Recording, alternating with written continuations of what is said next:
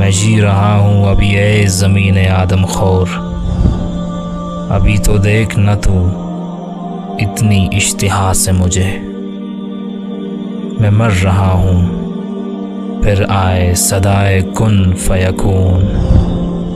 بنایا جائے مٹا کے پھر ابتدا سے مجھے، میں سر بسجدہ ہوں اے شمر مجھ کو قتل بھی کر، رہائی دے بھی اب اس عہد کربلا سے مجھے، میں کچھ نہیں ہوں تو پھر کیوں مجھے بنایا گیا،